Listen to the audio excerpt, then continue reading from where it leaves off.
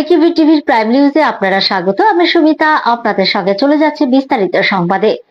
26-এ বাংলা দখলে মরিয়া বিজেপি, দফায় দফায় রাজ্যে আসছেন মোদী। শনিবার কালনা সভা থেকে তৃণমূলকে এক হাত নিলেন তিনি, বললেন চৈতন্য মহাপ্রভু পবিত্র ভূমিতে তৃণমূল পাপের রাজত্ব চালাচ্ছে, কিন্তু এটা আর চলবে না।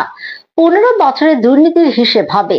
ওরা মানুষকে ভয় দেখাচ্ছে, কিন্তু আর পারবে না। আমি এসেছি আপনাদের ভরসা দিতে। মোদী বলেন, জনপ্লাবন বলে দিচ্ছে বাংলার মানুষ পরিবর্তনের জন্য তৈরি। আরো একবার আমজনতার সামনে তুলে ধরলেন 6 গ্যারান্টি। আশ্বাস দিলেন বাংলায় বিজেপি ক্ষমতা এলে মহিলাদের অ্যাকাউন্টে মাসে ঢুকবে 3000 টাকা, চাকরি পাবেন বেকাররা। মোদীর আশ্বাস, বিজেপি ক্ষমতা এলে সরকারের সমস্ত শূন্য পদ পূরণ হবে, শিল্প আসবে বাংলায়।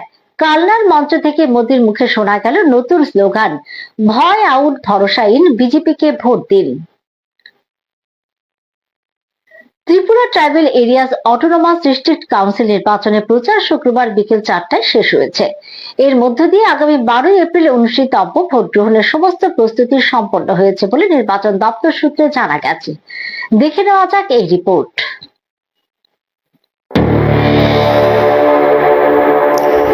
এবারে Tripura tribal areas autonomous district council নির্বাচনে নির্বাচন দপ্তর সূত্রে যে খবর, এতে মোট 9,62,697 জন ভোটার তাঁদের ভোটাধিকার প্রয়োগ করবেন। এর মধ্যে 4,82,025 জন পুরুষ, 4,80,666 জন মহিলা এবং তৃতীয় লিঙ্গের 6 জন ভোটার রয়েছেন। রাজ্যের 28টি আসনে মোট 173 জন প্রার্থী প্রতিদ্বন্দ্বিতা করছেন। ভারতীয় জনতা পার্টি, ত্রিপুরা মথা পার্টি, সিপিআইএম সহ বামফ্রন্ট, ভারতীয় জাতীয় কংগ্রেস এবং আইপিএফটি সহ একাধিক রাজনৈতিক দলের প্রার্থীরা এই নির্বাচনে অংশগ্রহণ করায় এবারের লড়াই বহুমুখী ও প্রতিদ্বন্দ্বিতাপূর্ণ হতে চলেছে। অবাধ, সুষ্ঠু, শান্তিপূর্ণ নির্বাচন নিশ্চিত করতে ত্রিপুরা রাজ্য নির্বাচন কমিশন ব্যাপক প্রস্তুতি গ্রহণ করেছে। নিরাপত্তা জোরদার করতে রাজ্য জুড়ে 24 কোম্পানি কেন্দ্রীয় সশস্ত্র পুলিশ বাহিনী মোতায়েন করা হয়েছে। নির্বাচন কমিশনের মতে, ভোটের আগে, চলাকালীন এবং পরে এই বাহিনী নিরাপত্তা ব্যবস্থাকে আরো শক্তিশালী করবে। আইন শৃঙ্খলা রক্ষায় পুলিশ প্রশাসনও বিস্তৃত পদক্ষেপ নিয়েছে। সমস্ত প্রার্থীর জন্য সমান সুযোগ নিশ্চিত করতে প্রয়োজনীয় নির্দেশ জারি করা হয়েছে। রিটার্নিং অফিসারদের সিভিল ও পুলিশ প্রশাসনের সঙ্গে সমন্বয় রেখে ভোট কর্মীদের নিরাপদে নির্ধারিত বুথে পৌঁছে দেওয়ার নির্দেশ দেওয়া হয়েছে।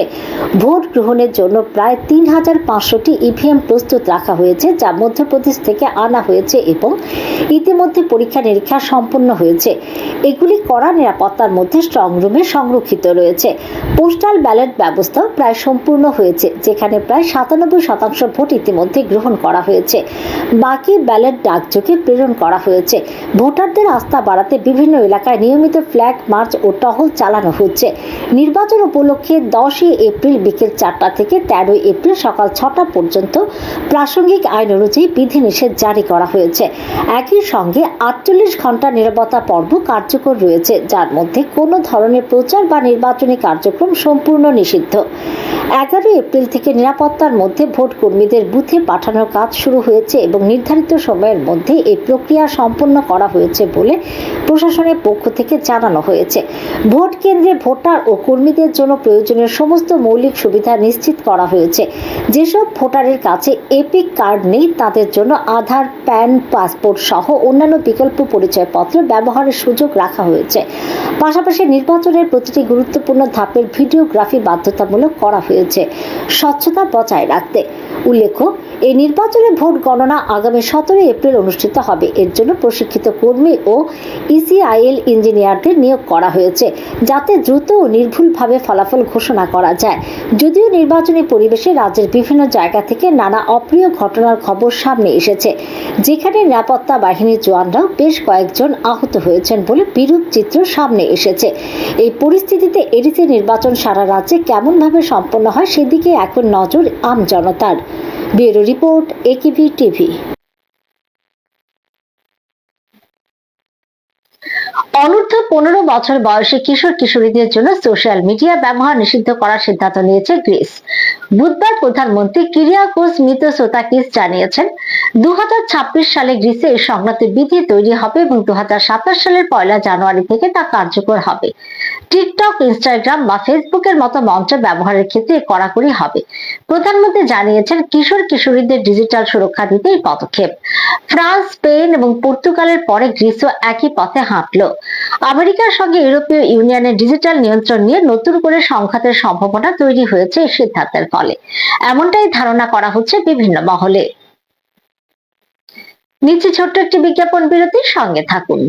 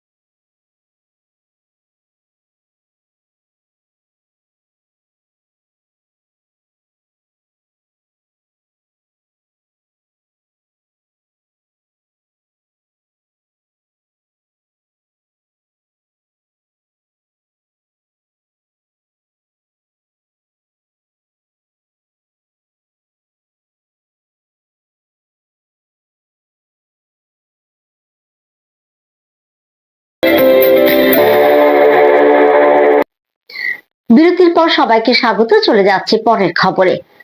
রাস্তার পাশে মাংস কাটা ও বিক্রি নিয়ে আগরতলা পুর নিগমকে মাসে মাসে রিপোর্ট দেওয়ার জন্য বলল উচ্চ আদালত। শনিবার এই বিষয়ে জানালেন আইনজীবী অঙ্কন তিলক পাল। এদিন তিনি জানিয়েছেন যে 2019 সালে তিনি একটি পিএল করেছিলেন উচ্চ আদালতে। বিষয়টি ছিল রাস্তার পাশে অবৈধভাবে মাংস ব্যবসা ও কাটার বিষয় নিয়ে। তার রায় প্রদান হয় 2022 সালে। সেখানে উচ্চ আদালত বলছে আগরতলা পুর নিগমকে যে অবৈধভাবে রাস্তার পাশে মাংস বিক্রি ও কাটার বিরুদ্ধে ব্যবস্থা নেওয়ার জন্য। সেই বিষয়টি আবার গত 9 এপ্রিল 2026-এ পুনরায় উচ্চ আদালতের ডিভিশন বেঞ্চ বিচারপতি MS রামচন্দ্রন রাও ও বিচারপতি বিশ্বজিৎ পালিতের বেঞ্চে ওঠে। উচ্চ আদালত এ প্রসঙ্গে ডিস্ট্রিক্ট লিগ্যাল সার্ভিসকে বলেছে আগরতলা পুর নিগমের সঙ্গে আলোচনা করে যাতে প্রত্যেক মাসে উচ্চ আদালতে এ বিষয়ে রিপোর্ট প্রদান করা হয়। পাশাপাশি আগামী 16 জুন 2026 মামলাটি পুনরায় উচ্চ আদালতে উঠবে বলে জানালেন তিনি। এএমসির যে কাউন্সিল ওনার সাবমিশন পরে আমাদের মাননীয় আদালত অবজারভেশন দিয়েছে, ডাইরেকশন দিয়েছে DLSA কে, that is district legal service অথরিটিকে ডাইরেকশন দিয়েছে প্রত্যেক মাসে এই যে এএমসির যে ইনিশিয়েটিভ এটার রেজাল্ট কি হচ্ছে, বা ওরা যে বলেছে যে ওরা এভিকশন ড্রাইভ নিয়েছে, কতটুক ইনিশিয়েটিভ নেওয়া হয়েছে বা কতটুক কাজ ওরা করছে, এটার রিপোর্ট দিতে বলা হয়েছে ডিস্ট্রিক্ট লিগ্যাল সার্ভিস অথরিটিকে, আগরতলা ওয়েস্ট ত্রিপুরাকে প্রত্যেক মান্থলি রিপোর্ট জমা দিতে বলা হয়েছে ইন কনসালটেশন উইথ এএমসি। এবং এএমসির কমিশনারকে ডাইরেকশন দেওয়া হয়েছে two file monthly action taken report.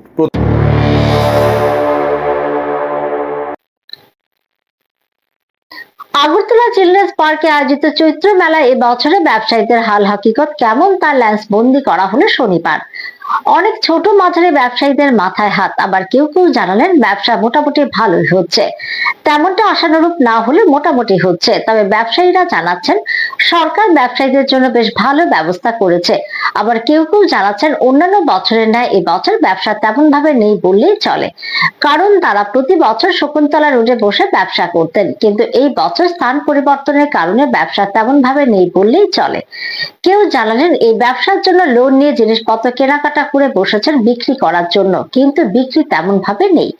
বড় জায়গা জুড়ে ব্যবস্থা করা হয়েছে, ক্রেতারাও স্বভাবতে ছড়িয়ে যাচ্ছে এর উপর। প্রকৃতি মাঝে মাঝে তার রূপ পরিবর্তন করায় এর প্রভাব বাজারের উপর পড়েছে বলে অনেকে জানালেন।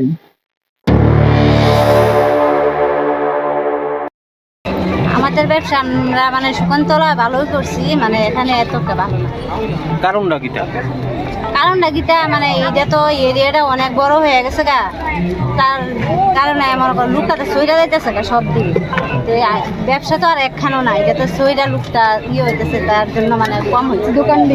দোকান বেশি জায়গাটাও লড়ছে। হ্যাঁ, জায়গা তো লইয়া গেছে গা আমরা, তার জন্য আগে এবার খুবই খারাপ অবস্থা, কারণ কি লেগে একেতেছে ওয়েদারের প্রবলেম, কিন্তু গভর্নমেন্ট হেল্প করছে, বাট এই সাপড়া টাপড়া দিয়ে দিচ্ছে, এটা লেগে কোনো ম্যাটার না। বাট বৃষ্টির লেগে তো লাভ হয় না, কাস্টমার তো ঢুকতেছে না, কাস্টমার না ঢুকলে আমরা ব্যবসা হইতো না। কিন্তু গভর্নমেন্ট আমরা হেল্প করে দিছে, সাপড়া টাপড়া দিয়ে দিচ্ছে, এটা লেগে কোনো টেনশন নাই। বাট আমরা ফ্রিতেও ঘর পাইছি, এটা লেগে কোনো চাকরিও নাই। বাট কাস্টমার নাই বাজারে, এক নাম্বার। আর দুই নাম্বার হচ্ছে জায়গাটা লড়া হয়েছে আমরা, এটাও সবচেয়ে বড় সমস্যা আর কি। জায়গাটা লড়লে তো কাস্টমার সবাই জানতেছে শকুন্তলা ব্যবসা হইতেছে, শকুন্তলা দোকানগুলো হয়েছে যারা ব্যান্ডালাইসিস দিয়া করতেছে। আর বাকিরা আমরা এদিকে যারা ব্যান্ডালাইসিস নাই বা আমরা যারা ছোটো ব্যবসা করি তারা এদিকে আমরা বুঝে আইসি না। বাট এদিকে মানে আগের তুলনায় ব্যবসা হ্যাঁ ভালো। আচ্ছা, মানে আগের তুলনায় কিরকম? আগের তুলনায় অনেক কিছু বদলাইছে, মধ্যে কেন তো গ্যাঞ্জাম হইতো বেশি, এই তুলনায় অনেক ভালো করছে। আচ্ছা, এখানে অনেক পরিষেবা ভালো, সব কিছুর দিকে ভালো, মাল রাখার জায়গা টাকা মানে ঘাট ফাট আছে, কোনো অসুবিধা হয়নি। আর ওটাই তো এই জিনিসটা অসুবিধা হইতো। বেচা কেনার পরিমাণ কিরকম? ভালো, গত বছরের তুলনায় এবার বেশি? একটু তো কমই ব্যাপার, দোকান বেশি, এই জায়গাটা তো বড়, অনেক দোকান বেশি। জায়গা যেহেতু এত বছর ধরে শকুন্তলায় আসলো, এখন জায়গা লাগার কারণে কি কোনো সমস্যা হইতেছে? না না না, ভালো হয়েছে। আর মানে সব মেলা এক জায়গাতে গেছে, কোনো অসুবিধা হয়েছে না। সরকারের তরফ থেকে সুযোগ সুবিধা পাইতেছে? হ্যাঁ হ্যাঁ।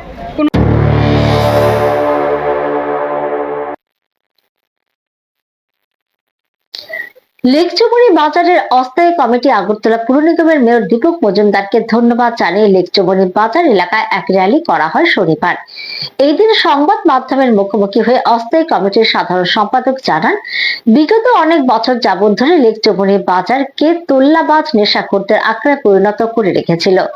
মেয়র ও রামনগরের বিধায়ক এমন অবস্থা থেকে বাজারের কমিটি ভেঙে অস্থায়ী নতুন কমিটি গঠন করেন। এই কমিটি বাজারের সকল ব্যবসায়ীদেরকে নিয়ে সুন্দরভাবে বাজার পরিচালনা করবেন। মেয়রের এই সিদ্ধান্তকে ধন্যবাদ জানিয়ে র্যালি করা হচ্ছে বলে জানান তিনি। এদিন তিনি জানান, নতুন অস্থায়ী কমিটি বাজারের উন্নয়নে কি কি পদক্ষেপ গ্রহণ করেছে এবং আগামী দিন করবে।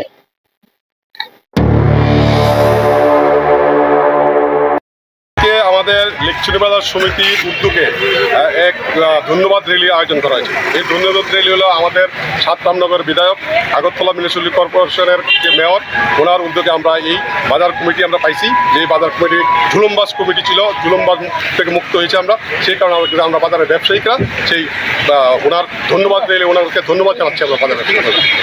এবং উনি আমাদেরকে যে দায়িত্ব দিয়েছে লেকচুরি বাজারের পরিচালনার জন্য, আমরা সেই দায়িত্ব আমরা পালন করব এবং আমরা লেকচুরি বাজারে নেশামুক্ত করবো, বাজারের সুস্বাস্থ্য সবসময় বজায় রাখবো এবং বাজারের ব্যবসায়ীর সাথে ক্রেতা বিক্রেতার সাথে আমরা কাজ করবো। বাজারের ব্যবসায়ীরা যেভাবে সুবিধা হয়, এবং আগে কারেন্টের একটা ইয়া ছিল, যেটা ঝুলুমবাজি কারেন্ট ছিল, সেটা আমরা বিনা পয়সা তাদেরকে দিয়ে দিচ্ছি। বাজারের ব্যবসায়ীরা তাদের সুবিধা করে দিচ্ছি। সারা ভারত কৃষক সভার ৯০তম প্রতিষ্ঠা বার্ষিকী দিবস উপলক্ষে শনিবার মেলার মাঠ কৃষক ক্ষেত মজুর ভবনে পতাকা উত্তোলন করা হয়। এদিন পতাকা উত্তোলন করলেন সারা ভারত কৃষক সভার রাজ্য সভাপতি প্রাক্তন মন্ত্রী অঘোর দেববর্মা। উপস্থিত ছিলেন সারা ভারত কৃষক সভার রাজ্য সম্পাদক পবিত্র কর সহ অন্যান্যরা। এই সম্পর্কে পবিত্র কর জানান যে রাজ্যের প্রত্যেকটি জেলা, মহকুমা, এমনকি প্রাথমিক কমিটিগুলোতে পর্যন্ত তা যথাযোগ্য মর্যাদায় পালন করা হয়। তিনি এদিন কৃষক সভার গঠনের প্রেক্ষাপট তুলে ধরে জানান, সারা দেশে ৪৬০টি জায়গায় এর বিস্তৃতি লাভ করেছে। কৃষক দল যারা আছে তাদের বিরুদ্ধে কৃষকদের ঐক্যবদ্ধ সংগ্রামে নেতৃত্ব দিয়ে আসছে সারা ভারত কৃষক সভা 1936 সালের 11ই এপ্রিল উত্তরপ্রদেশের লখনৌ শহরের এআইসিসির যে অধিবেশন হয়েছিল 49th, যেখানে সভাপতিত্ব করেছিলেন পণ্ডিত জওহরলাল নেহরু, সেই অধিবেশনে প্রধান আলোচনা ছিল কৃষকদের যে সমস্যা তা কী করে নিরূপণ করা যায়, সমাজতান্ত্রিক চিন্তাভাবনা। ওই অধিবেশনের ফাঁকেই সারা ভারত কৃষক সভা গঠন করার জন্য লখনৌতেই সিদ্ধান্ত হয়। এরপরে এখান থেকে আমরা আমাদের প্রতিষ্ঠা করি। আজকে আমাদের গোটা দেশে 28টি রাজ্য, কেন্দ্রশাসিত অঞ্চল মিলিয়ে আমাদের প্রায় 460টি জেলাতে এই সংগঠন বিস্তৃতি লাভ করেছে। নির্বাচন আচরণ বিধি লঙ্ঘনের অভিযোগে উত্তপ্ত হয়ে উঠল উত্তর ত্রিপুরার ধর্মনগর মহকুমার মধ্যবন এডিসি ভিলেজ এলাকা। ওই অভিযোগের তীর যুবরাজনগর বিধানসভা কেন্দ্রের প্রাক্তন বিধায়িকা মলিনা দেবনাথের বিরুদ্ধে। বিরোধী পক্ষের স্থানীয় নেতাদের অভিযোগ, করমছড়া 4 বিধানসভা কেন্দ্রের অন্তর্গত ওই এলাকায় ঘুরে ঘুরে দাদন বিতরণ করছেন মলিনা দেবনাথ। এই ঘটনাকে কেন্দ্র করে এলাকায় উত্তেজনা ছড়িয়ে পড়ে। খবর পেয়ে দ্রুত ঘটনাস্থলে পৌঁছায় ধর্মনগর থানার পুলিশ। উপস্থিত ছিলেন ধর্মনগর আরক্ষা দপ্তরের ওসি মীনা দেববর্মা সহ নির্বাচন কমিশনের কর্মকর্তারাও। পরিস্থিতি নিয়ন্ত্রণে আনতে প্রশাসনের পক্ষ থেকে প্রয়োজনীয় পদক্ষেপ গ্রহণ করা হয়েছে বলে জানা গেছে। বিধায়ক শৈলেন্দ্র চন্দ্র নাথ প্রকাশ্যে এই অভিযোগ তুলেছেন এবং বিষয়টি নিয়ে নির্বাচন কমিশনের হস্তক্ষেপ দাবি করেছেন। প্রশাসন সূত্রের খবর, ইতিমধ্যে ঘটনার তদন্ত শুরু হয়েছে। পরিস্থিতি বর্তমানে নিয়ন্ত্রণে থাকলেও এলাকায় চাপা উত্তেজনা বিরাজ করছে। কিছুক্ষণ আগে খবর পেয়েছি 4 নম্বর করমছড়া রিজার্ভ সিটে 3 নম্বর বুথের মধুবন এডিসি ভিলেজের সেলফুইছড়াতে প্রাক্তন বিধায়িকা মলিনা দেবনাথ এবং ওনার সাঙ্গপাঙ্গরা গাড়ি করে গিয়ে আজ সকালবেলা ওখানে প্রচার করেছেন এবং ভোটারদের মধ্যে ক্যাশ ডিস্ট্রিবিউশন করেছেন। খবর পেয়ে পাড়ার লোকজনরা সেটা আপত্তি জানিয়েছে, সঙ্গে সঙ্গে পুলিশকে খবর দেওয়া হয়েছে। পুলিশকে সামনে রেখে যখন পাড়ার ছেলেমেয়েরা ওনাকে জিজ্ঞেস করেছে, উনি বলেছেন আমি তো শনি পূজার প্রসাদ খেতে এসেছি। আপনারা সবাই জানেন শনি পূজা, আমরাও জানি শনি পূজা হয় বিকালবেলা, সন্ধ্যার সময় প্রসাদ খাওয়ানোর ব্যবস্থা হয়। তো উনি যে কাজটা করেছেন সেটা ইলেকশন কমিশনের রুলের বাইরে, ওটা করা কিছুতেই ঠিক হয়নি। পুলিশকে তদন্ত করে তার সঠিক ব্যবস্থা নেওয়ার জন্য আমি আবেদন করছি। নিচ্ছে আবার একটি ছোট্ট বিজ্ঞাপন বিরতি, সঙ্গে থাকুন।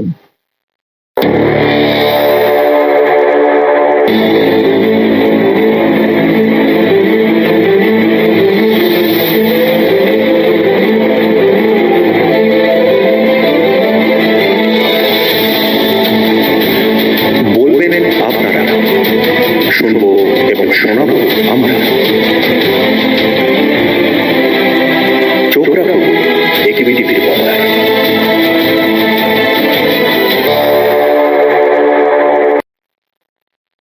বিরতির পর চলে যাচ্ছে পরের খবরে। মোহনপুর মহকুমাধীন 2 কেন্দ্র 13 সিমনা তমাকারী ও 14 বৈদ্যকনগর ওয়াকিনগর কেন্দ্রে ভোটকর্মীরা শনিবার রওনা দিলেন ভোট গ্রহণ সামগ্রী নিয়ে। নিরাপত্তায় ত্রিপুরা পুলিশ টিএসআর এর পাশাপাশি থাকছে কেন্দ্রীয় সেনাবাহিনী। ভোট কেন্দ্রে গিয়ে নির্ভয়ে ভোট দেওয়ার আহ্বান জানান রিটার্নিং অফিসার মোহনপুর মহকুমা শাসক শান্তনু বিকাশ দাস। পাশাপাশি নির্বাচনী এলাকার শান্তি শৃঙ্খলা নিয়ে এসডিপিও আশিস দাশগুপ্ত মোহনপুর জানান, উক্ত এলাকায় আইন শৃঙ্খলা স্বাভাবিক রয়েছে, কোনো ধরনের অপ্রীতিকর ঘটনা নেই। সকল ভোট কেন্দ্রে রাজ্য পুলিশ টিএসআর এর পাশাপাশি থাকবে কেন্দ্রীয় বাহিনীর জওয়ানরা এবং শান্তিপূর্ণভাবে ভোট করাতে পারবেন বলে আশা ব্যক্ত করেন। এই 13 সিমনা 14 বৈদ্যকনগর এলাকায় টোটাল 34টা এবং 35টা যথাক্রমে টোটাল 69 পোলিং স্টেশন আছে।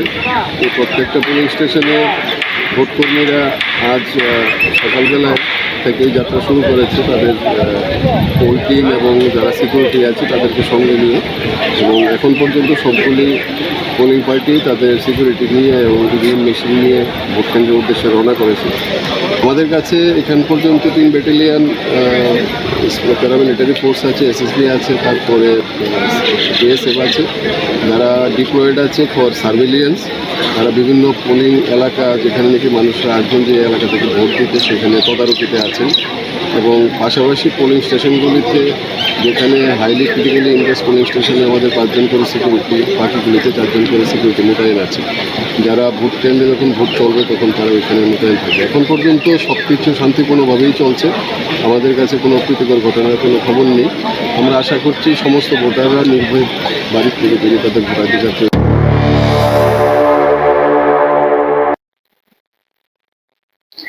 রাত পোহালে এডিসি নির্বাচন। শনিবার কিরিট বিক্রম ইনস্টিটিউশন প্রাঙ্গণ থেকে ইভিএম মেশিন ও প্রয়োজনীয় সামগ্রী নিয়ে ভোটকর্মীরা বিভিন্ন পোলিং স্টেশনের উদ্দেশ্যে রওনা দেন। 22 কাঁঠালিয়া মির্জা রাজাপুর আসনে মোট 62টি এবং 20 কিল্লা বাগমা আসনে 46টি পোলিং স্টেশন রয়েছে। সব মিলিয়ে 2 আসনে মোট 108টি পোলিং স্টেশনে ভোট গ্রহণ অনুষ্ঠিত হবে। প্রতিটি পোলিং স্টেশনে 5 জন করে পোলিং কর্মী এবং 5 জন করে নিরাপত্তা কর্মী মোতায়েন করা হয়েছে। এই বিষয়ে রিটার্নিং অফিসার ত্রিদীপ সরকার জানান, নির্বাচনকে সম্পূর্ণ স্বচ্ছ ও নিরপেক্ষভাবে সম্পন্ন করার লক্ষ্যে সমস্ত রকম প্রস্তুতি গ্রহণ করা হয়েছে। প্রতিটি পোলিং স্টেশনে পর্যাপ্ত সংখ্যক কর্মী ও নিরাপত্তা ব্যবস্থা নিশ্চিত করা হয়েছে।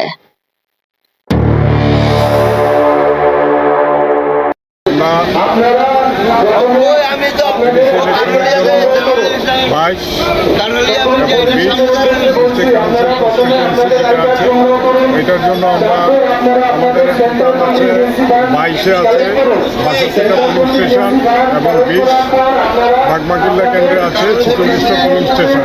এর জন্য প্রত্যেকটা পোলিং স্টেশনে আমরা পোলিং পার্টি অ্যাসাইন করা হয়েছে, 5 জন করে পোলিং পার্সোনাল, 5 জন করে সিকিউরিটি পার্সোনাল, টোটাল 1238 জন আমাদের এখান থেকে পার্সেলে যাবে ভোট গ্রহণ করার জন্য।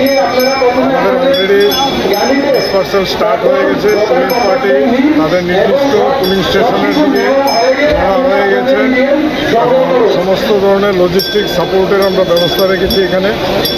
তো আমি আশা রাখছি নির্বিঘ্নে এবং শান্তিপূর্ণভাবে আমরা 20 এবং 22 অ্যাসেম্বলি আর ডিস্ট্রিক্ট কাউন্সিল ইলেকশনের যে আছে কনস্টিটিউয়েন্সি আছে, এটাতে আমরা সুন্দরভাবে ইলেকশন করতে পারব।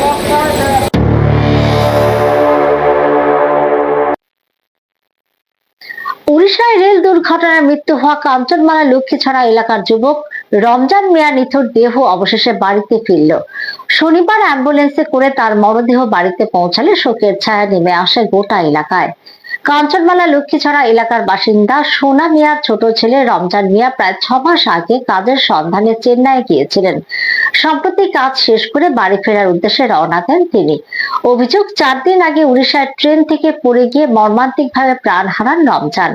ঘটনার পর সেখানকার রেল পুলিশ ও স্থানীয় থানার পুলিশের সহযোগিতায় ময়নাতদন্ত সম্পন্ন করা হয়। এরপর শনিবার ভোরে অ্যাম্বুলেন্সে করে তার দেহ নিজ বাড়িতে আনা হয়। রমজান মিয়ার মরদেহ বাড়িতে পৌঁছতে কান্নায় ভেঙে পড়েন বাবা সোনা মিয়া সহ পরিবারের সদস্যরা। শেষবারের মতো প্রিয় মানুষটিকে দেখতে ভিড় জমান স্থানীয় বাসিন্দারা। হিন্দু মুসলিম নির্বিশেষে সকল সম্প্রদায়ের মানুষ তার প্রতি শ্রদ্ধা জানাতে উপস্থিত হন। পরে ইসলাম ধর্মীয় রীতি মেনে জানাজা নামাজ সম্পন্ন করে বাড়ির পাশে তার দাফন করা হয়।